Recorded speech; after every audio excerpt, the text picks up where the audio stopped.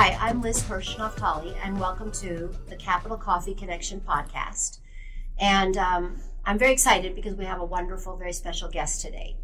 One of the things that I've thought about is the study of the human genome and how really everybody on Earth is 99.6% the same in DNA. That means there's a very little difference. And one of the reasons why we're doing this podcast is to kind of discover what our differences are, and they're very small, but how we actually can come together as opposed to being torn apart by those differences. So we are meeting with elected leaders and speaking about heart and humanity and not about politics and policy. The leader who I am speaking with today, she's a mother, she's a grandmother, and one of the things that she has said, and I'm going to just read it, which is who she is, my vision for the future always centers around our children. So anytime anyone asks me, what are the three most important issues facing the Congress, I say the same thing. Our children, our children, our children. And that is my way of introducing Speaker Nancy Pelosi, who is the congressperson from San Francisco, California 11. And she was also is the first woman speaker 2 times, 2007, 2018. And I just want to say thank you for being here. And really thank you because while we're not talking about politics and policy, the work that you've done is really about our children and our future. Well, I appreciate your saying that, and it's lovely to be with you because of our shared values about family. You have a lovely, large family as well, and I have 5 children, 9 grandchildren, and it always bothered me that 1 in 5 children in America lived in poverty, went to sleep hungry at night. And that's how I got from having my own 5 children, my husband and I, from kitchen to Congress, from housewife to House Speaker for the children. Yeah.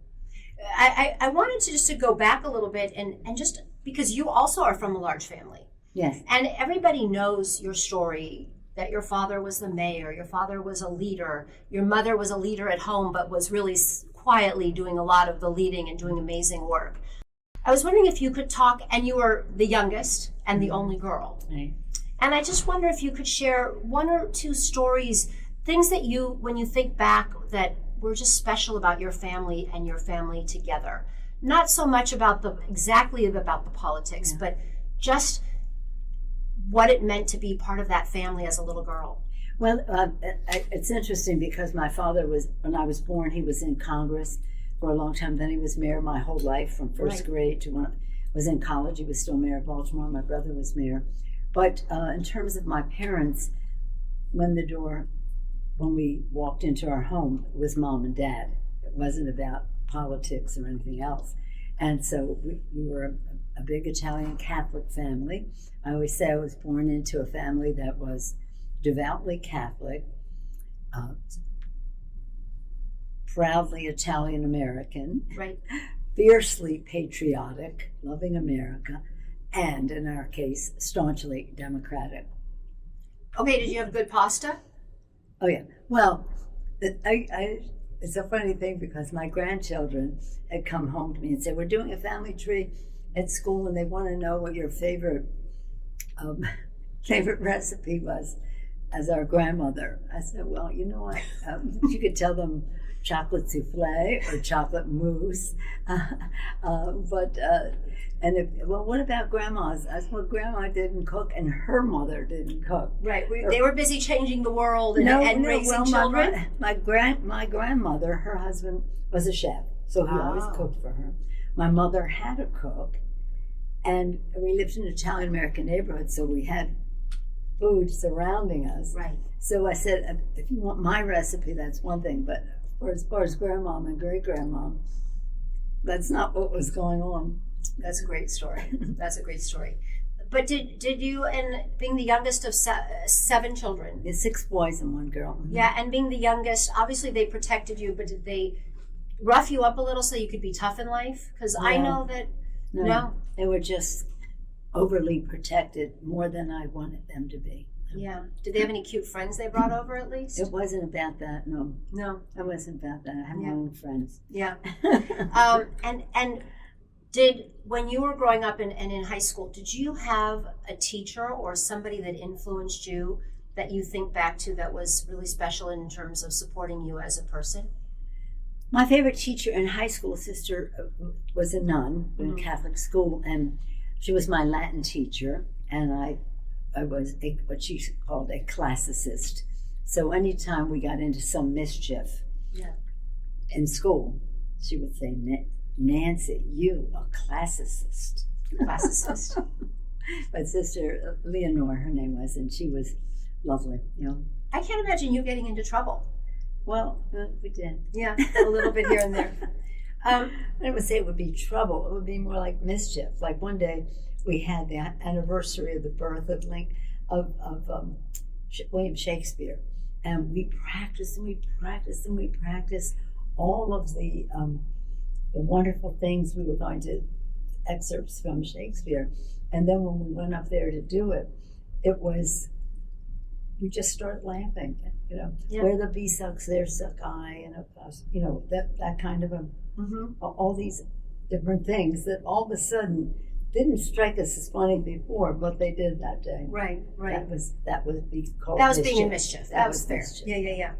And in a Catholic school, I'm assuming it was pretty strict. Oh yeah, it was, but it was okay. It was what we knew. It was what we knew. Now, I was in Catholic school for everything, including college, and we were all about values. Yeah. And it was about, we believed that every person had a spark of divinity in them, a spark of divinity, and that they should be treated with respect for that reason. And when I started serving with John Lewis, whom I served with for over 30 years in the Congress, he would always talk about the spark of divinity. It was bonding for us, that you had to treat people with respect, no matter how down and out they might be or something. You had to find a place to respect. Yeah, and also how different they might be, and yet not be that different in the end. Well, that's right, as you said in your opening. And that's what's so sad about what's happening in war and troubles that we have, is that we have to respect everyone, but we also have to strive for peace and do so in a way that, like I tell the story about Israel, and I was just telling somebody this story this morning. I went to Israel when I was speaker. I went before I was speaker, but when I went as speaker, I went and visited the Hadassah hospital there. And they told me that the day before, whatever, there had been some violence between Israeli and Palestinian people. And the people from Hadassah treated them both the same. Both the same. Absolutely. With respect. And they said, oh, of course, we treated them with respect. Not that we were also Palestinian. We treated the Palestinian with respect because we were Jewish. And that beautiful thing, we don't treat them just because they're the same as we are. We treat them because of who we are.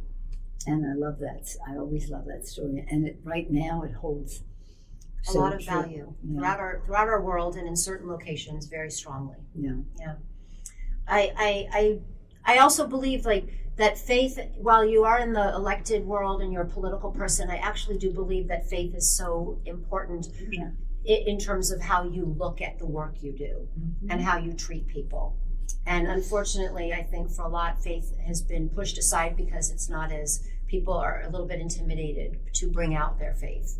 And that's one of the things that I've kind of learned in these conversations, especially a lot of the new members. They have spoken, they are very proud of their faith, and they are not coming in with a shield, and they're coming in and having that be who they are. Yeah. And I think that's really beautiful. It is, and I think more and more people are finding a sense of community with other people, and we encourage people to speak more openly and more freely about faith. So much we speak so much in our Catholic faith about, and many Christians as well, and it's shared by our friends in the Jewish community and other communities. The Gospel of Matthew, when I was hungry, you fed me. When I was homeless, you sheltered me. When I was naked, you clothed me. When I was in prison, you visited me. And so I always say, when these other people talk about how religious they are, I say, well, it seems to me you pray in church on Sunday and pray on people the rest of the week because you're not living your faith. No, you're just spreading doctrine and talking, but not putting it as. But when we come together, and of course we've had Buddhists, we have Muslim, of course we have Christian, Jews, right. all that, Catholics and the rest. But we, just to your point, there's much more that we all have in common as people of faith than you might expect. Yeah. And in terms of like your grandkids, how do you, what kind of things do they, obviously they don't learn from you cooking, but yeah. I know you're very close. Well, I can cook. Yeah, just not recipes from handed down, not recipes from the old country. Right. But you give them a lot of love and you give them a lot of support. And I can only imagine you have 5 kids and then how many grandkids? 9 going on 10. Okay, so 10 grandkids, 9 that you still, that you're currently, how do you balance it? Do you like WhatsApp them all? Like, how do you get in touch with everybody? Because I know you have a special relationship with each one. That's right, with each one. They are just precious to us. When we had 5 children in 6 years in 1 week, yeah, we thought we Which is like having having twins right after each other or triplets or something. 2 sets of triplets. We thought that were entitled to grandchildren, and it wasn't happening. We're like, we're entitled to grandchildren. And then one of our daughters who lives in Texas, she called and said, Jacqueline, Mom and Dad, you're getting a grand puppy. That was not what I was looking for. And then finally, in their own good time, we had these grandchildren. But we forgot to pray. When we were praying for grandchildren, we forgot to pray that they live down the street. 3 are in Texas, 2 are in Arizona, 2 are in New York. Now finally we have 2 in California. And then my friends, I see them, they have them right around the corner, I know. Nearby. But nonetheless, we're just thrilled to have them. And we just love them in every possible way and relate to them individually. Yeah. And at least you are traveling, so it's probably kind of fun in some ways, like you end up in a city where a grandkid is and they come and they embrace you, and that's a beautiful thing. I spoke to the World Affairs Council in Houston recently and saw them there. Then of course Arizona is not even far from California, but we have some, shall we say, political events there from time to time. And New York, I'm there a lot. Do they just, and not personal things, but they'll just text you and say, I love you, and this is what happened, this is what I'm up to, which is checking in? Yeah, we do. Yeah, it's kind of nice. It's beautiful. Again, as they say, the grandparents and the grandchildren have a common, I don't want to say, I understand. But we conspire against their parents, Yes, and both sides find pleasure in it, and it's correct. It's the way it's supposed to be. So I wanted to just ask a little bit, when you were raising these 5 children that were born in, without a break. 4 in New York, and then 1 in California. How did you juggle it? Because, there's only 2 hands. I had a lot of kids, but my kids were spread out. Yours were, all little. Yeah. But when we lived in New York, in Manhattan, you can get 4 people in a cab. Right. So when we had the 5th, and now these are little, the oldest is 2, 1 baby, we would have a sneak in a cab with the 5th person. That was a problem. Then they started going out on the street when they were 3 years old. Taxi, we need 2. You were sending them out to get the taxis ready. Well, no, they would take it upon themselves. We'd all be out together. But it's just really a joy. It was, I don't know, it was a lot. When you have 5 children in 6 years in 1 week, you get so much energy that you're not even thinking. I mean, some days I didn't even wash my face because I couldn't. I didn't have any. Listen, I heard you even drove him to school in pajamas, which I've done before. So there's just days where you just do that. Yeah. Then you come home and take care of yourself. When my mother visited us, my father and mother visited us in California from Baltimore, where I'm from. My mother, she wouldn't go get the newspaper in the morning without being fully dressed, made up, hair, and everything. Right. So when she came to California and she saw me take the kids to school with a nightgown rolled up with a belt so it wasn't showing and a raincoat over it, it was so appalling to her. What are you doing? You're going out in a nightgown and a raincoat? No, nothing. So it was different times. Yeah. and your kids also, I understand, folded their own laundry and did laundry, and everyone chipped in and helped, which is like a beautiful thing. And then later, when I became more of a volunteer in politics, they were two things. One, they'd sing songs like, "He's got the whole world in his hands. He's got the stuffers and the sealers." Yeah. In those days, you did mail, and they would prepare the hors d'oeuvres and serve them at political receptions and things like that. Yeah. Listen, I think that those are the times when they didn't have a phone, they weren't focused on that, and they were very present in our lives. And I saw the generation of getting a phone to not getting a phone in my own kids, and it, Well, I see it in my grandkids now. The phone thing. Yeah. Phone thing. So but anyway. Yeah, it's all interesting, and right now I just have a few of these like rapid questions, which are kind of a nice way to get to know a few things about you, and you can answer with one word or explain it, but they're just common questions that I've asked different elected leaders. And the first one is, what is your favorite sound? Sound? Sound. Well, I was thinking today that the voice of my grandchildren, like if I wanted to remember something, a poem or a phone number, I would just have my grandchild tell me, and anything I heard in their voice, his or her voice, I would remember. That's beautiful. The voice of my grandchildren. Yeah, it's peaceful. It feels good. Favorite color? Oh, it depends. Depends on the sports season. Red for the 49ers, orange for the Giants, yellow for the Warriors. Has everything to do with sports. Okay. I won't ask then what's your favorite sports team, because then there's got to be a bunch. Depends on the season. I understand. What is your favorite smell or scent? Well, my favorite food, smell, taste, vision is dark chocolate. Dark chocolate. And you eat it every day? All the day, every day. Could go for some right now. We have some in the other room before you go. We've got it, and I got only the dark chocolate. Dark. So it's the dark, is it? Yeah. Okay. So I'm not going to ask you your favorite food, because now we know the same thing. It's chocolate, and you'll eat chocolate in the morning, lunch, dinner. It doesn't really matter as long as when you need it. I love it in the morning because the thing about dark chocolate ice cream is you don't have to cook it. You don't have to. You just right there in the freezer. You're ready to go. Yeah. What is your favorite music? Because I know that you're all over the place. You're even a Deadhead. Deadhead, but also Bono and U2. That's the only, really, that's our three generations.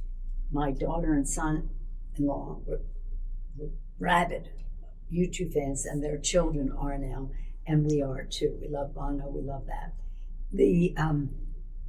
But I love all music. This weekend I will try to go to the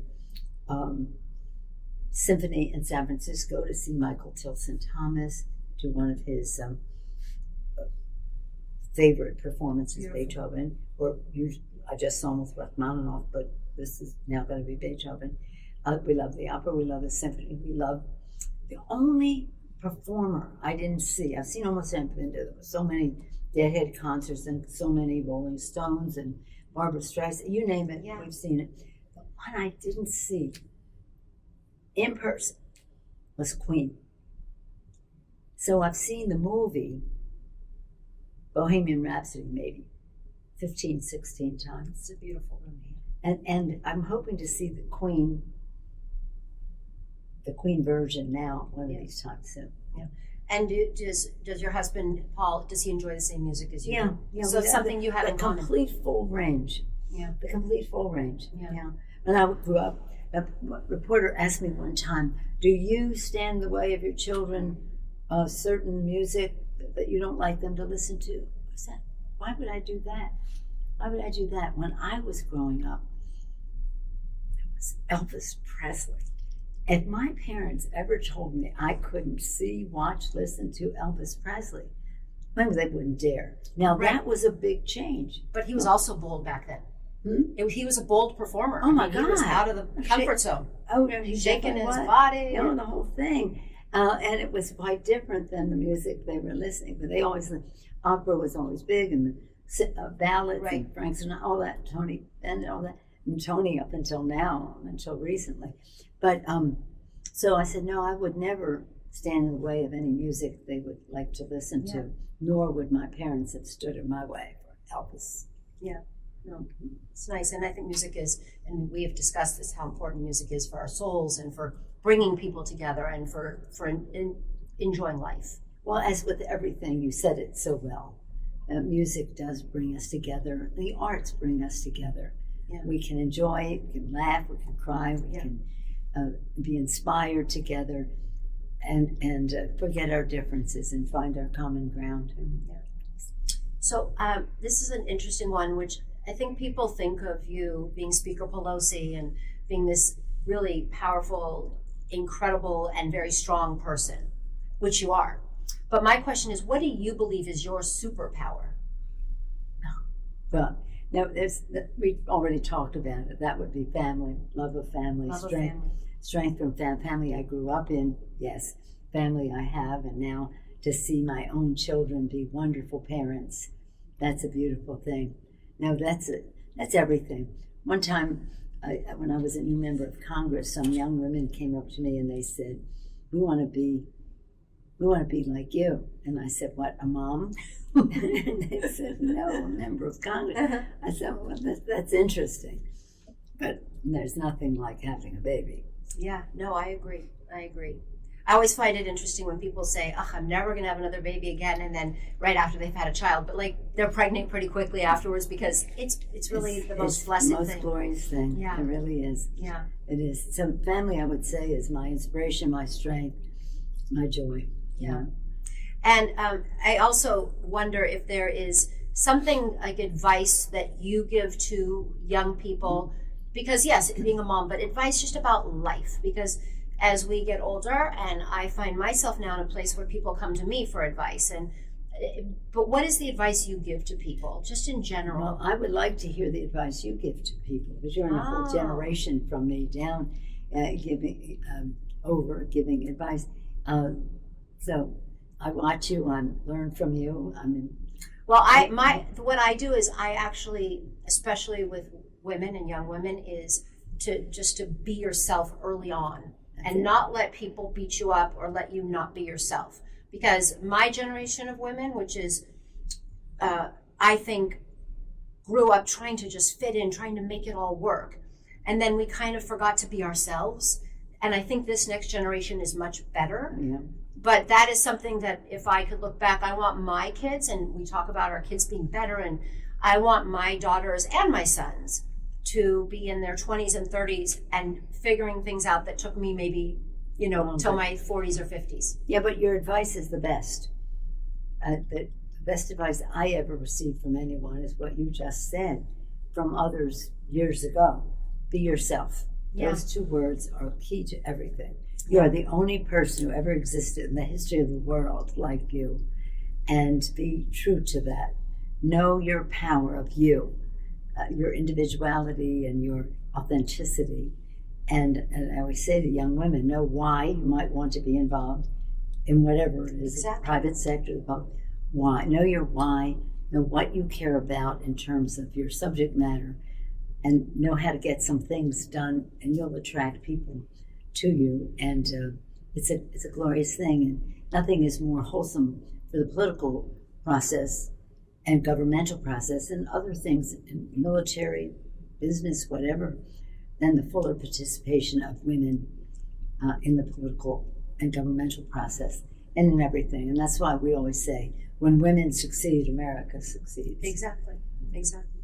So we're sort of now at the end, and what I wanted to, and we've talked about it, but to sort of hone in, because this is the last question I've been asking electeds, and these electeds are different ages, they come from different backgrounds, and that's also one of the things that I'm hoping to do, is to show people the diversity of our leaders. Because so many times people will go, oh, she's just a politician, or she's just a cutout, but really there's so many beautiful people, and they come from all different places and bring in their different perspectives, and immigrants from all over the world and different generations. But the one question, and everybody's had just different answers, but they're glorious, which is, what is your definition of joy? And what gives you joy? And I know your kids and your family, yes. But then how does one have joy and then they share it and it actually makes other people feel good? Well, that's quite a question. Yeah. First, I don't want to leave this podcast without saying I'm so happy that Joe Biden is president of the United States. That brings me joy. Yes.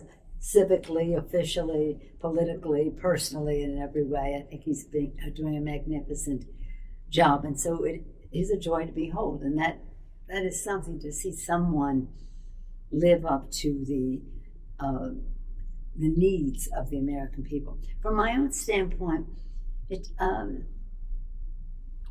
comes right back to family again, to them, the joy to see them be happy, but also to meet challenges and do what they need to do. But I think that we should all, again, we love our families, and our friendships are very important as well.